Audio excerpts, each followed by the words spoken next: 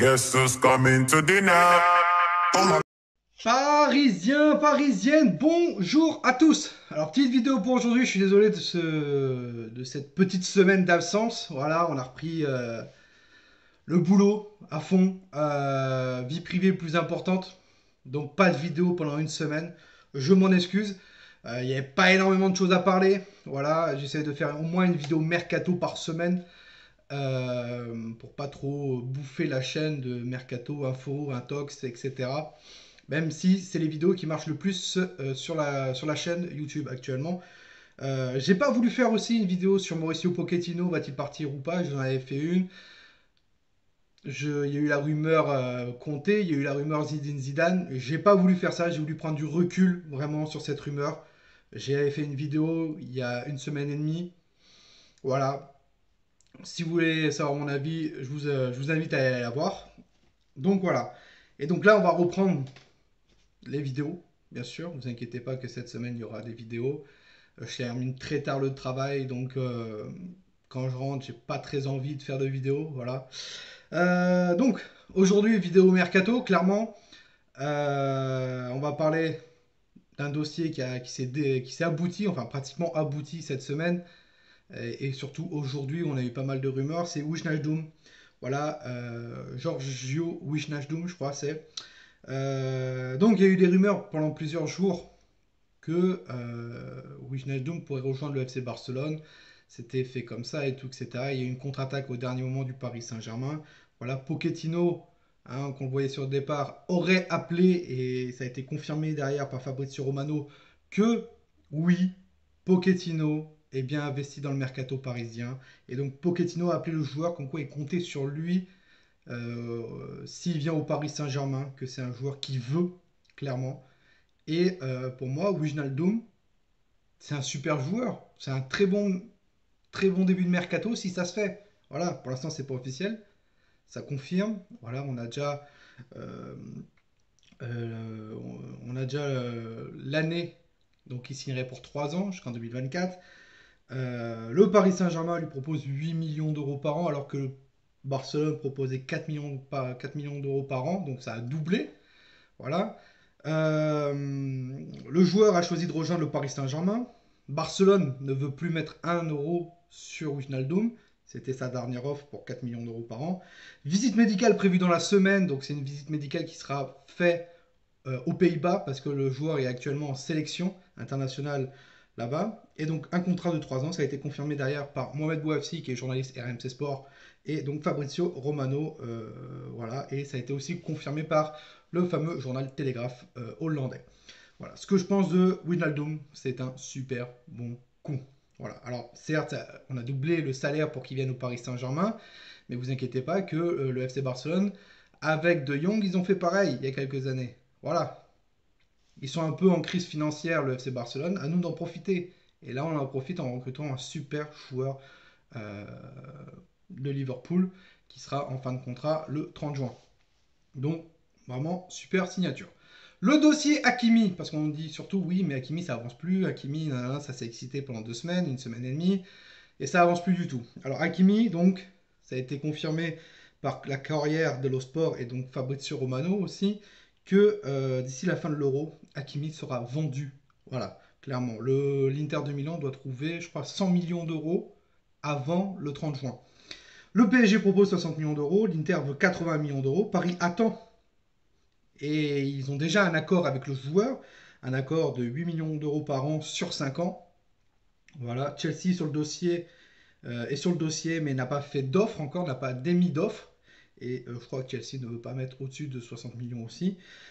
Paris attend que l'Inter accepte, comme ils ont besoin d'argent. Voilà, à un moment donné, vous inquiétez pas que l'Inter, ils vont pas refuser les 60 millions d'euros si personne se met sur Hakimi à 80 millions d'euros. Donc à un moment donné, l'Inter sera obligé de dire oui au Paris Saint-Germain si le Paris Saint-Germain a la grosse offre. Après, si Chelsea arrive avec 70 millions d'euros, ce sera Chelsea avec 70 millions d'euros. Mais je crois que le Paris Saint-Germain ne veut plus mettre un sou et confirme cette offre de 60 millions d'euros. Voilà. Donc patience pour Hakimi, ça va le faire, vous inquiétez pas. Moi j'y crois, personnellement. Hakimi, ça serait un super bon coup du Paris Saint-Germain, pareil aussi. patience, patience, vous inquiétez pas qu'à un moment donné, l'Inter va être obligé d'accepter parce qu'ils ont besoin d'argent, c'est tout. Donc voilà. Ensuite, on parle d'Arthur Melo. Arthur Melo, donc c'est le jeune joueur brésilien de la Juventus de Turin.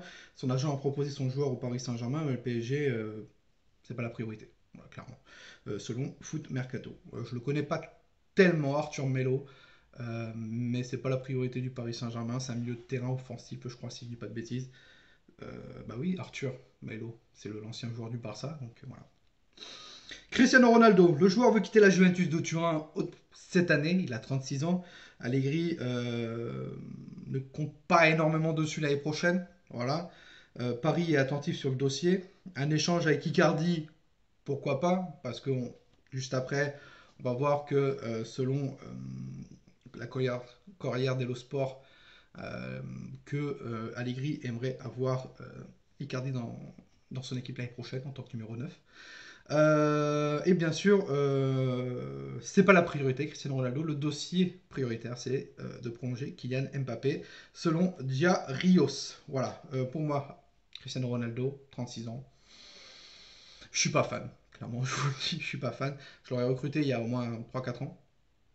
Mais à 36 ans, pour faire peut-être sur le court terme, pourquoi pas. Pour aller gagner cette Ligue des Champions cette année, 1 ou 2 ans de contrat, pourquoi pas. Mais voilà. Après, je crache pas dessus, hein, si ça se fait, tant mieux, et on sera tous contents. Mais pour moi, certes, ce sera peut-être la priorité de prolonger Kylian Mbappé. Voilà. Après, si Icardi part, il y a un échange entre Icardi et Ronaldo, pourquoi pas. Mais il faudra aller chercher un nouvel attaquant d'ici 1 ou 2 ans, parce que je pense que ce sera un contrat à court terme. Gianluigi Donnarumma, alors ça, c'est un dossier que j'aimerais beaucoup que ça se fasse. Leonardo aurait un accord avec Mino Raiola, donc Mino Raiola qui est l'agent de Donnarumma. Le joueur est libre au 30 juin 2021.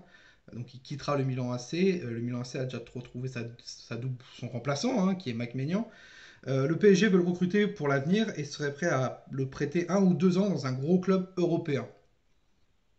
Voilà, alors on parle d'un salaire entre 8 à 10 millions d'euros par an, selon Duncan Castle, un journaliste anglais, je crois. Anglais, ouais. À voir. À voir pour l'instant, la Corriere dello Sport n'en a pas parlé énormément. Ça en a parlé il y a quelques jours, mais il n'y a pas eu de rumeurs à nouveau dessus. Mais Leonardo et Mino Raiola sont très amis et pourquoi pas Mino Raiola pourrait placer Donnarumma au Paris Saint-Germain. À voir. Xavi Simon. Donc Xavi Simon, le joueur devrait prolonger au Paris Saint-Germain sur le long terme. On parle d'un contrat entre 4 à 5 ans. À voir, selon Fabrizio Romano.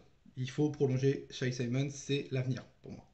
C'est un milieu relayeur qui peut jouer un peu plus offensif, donc pourquoi pas. Ça peut toujours aider. Cette année, on a eu énormément de mal avec des milieux qui ont eu beaucoup de blessures, donc pourquoi pas.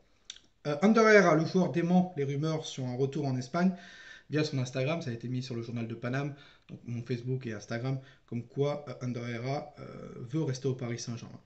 Icardi. Allegri aimerait le joueur argentin pour l'année prochaine dans son équipe. Mais Icardi a démenti il y a quelques jours, voire quelques semaines, qu'il n'y aura pas de départ et qu'il aime Paris. Il aime son salaire à Paris, je pense aussi. Mais que Vanda le pousse aussi un peu à rejoindre l'Italie. Vanda, on sait qu'elle aime bien l'Italie et elle a fait sa vie en Italie et elle pousserait pour que Moro reparte en Italie, selon la Corriere dello Sport. Et dernière rumeur, donc Dina Ebimbe, junior Dina Ebimbe, qui a été prêté l'année dernière au DFCO de Dijon. Le PSG va lever une clause de rachat de 2 millions d'euros. Il a été prêté à Dijon l'année dernière avec une option obligatoire à 4 millions d'euros. Celle-ci a été levée. Non, je crois qu'elle n'était pas obligatoire, mais l'option a été levée de Dijon à 4 millions d'euros. Donc 4 millions, Paris va prendre une clause de rachat de 2 millions d'euros.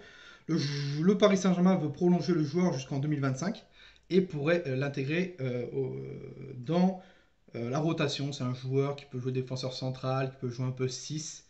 Pourquoi pas? Pourquoi pas?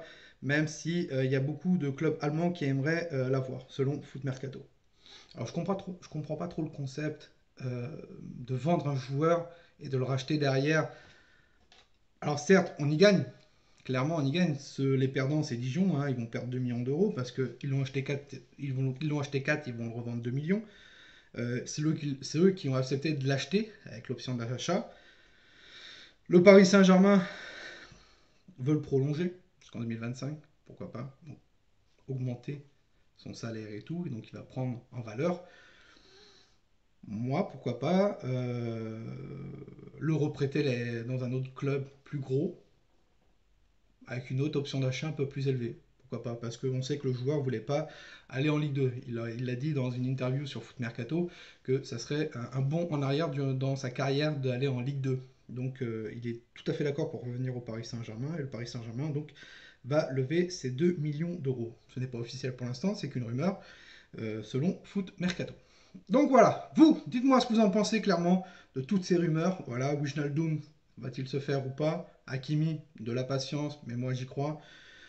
Cristiano Ronaldo, 1 ou 2 ans, pourquoi pas, mais la priorité c'est qu'il y a Mbappé. Donnarumma, je croise les doigts. Moi j'aimerais énormément, mais le problème au Paris Saint-Germain, trop de gardiens. Au Paris Saint-Germain, on a Boulka, on a Garrison Innocent qui va revenir de près, Alphonse Areola qui va revenir de près, Rico, Navas et peut-être Donnarumma. Ça va faire beaucoup, je pense. Donc, il va falloir faire un tri. Un tri. Voilà, sur ce, Parisiens, n'hésitez pas à liker la vidéo, à vous abonner si ce n'est pas le cas. N'hésitez pas à me dire en commentaire ce que vous en pensez de toutes ces rumeurs et ce que vous voulez voir au Paris Saint-Germain l'année prochaine. Nous, on se retrouve pour une prochaine vidéo. C'était toi, nous. Ici, c'est Paris. Et Paris, c'est magique.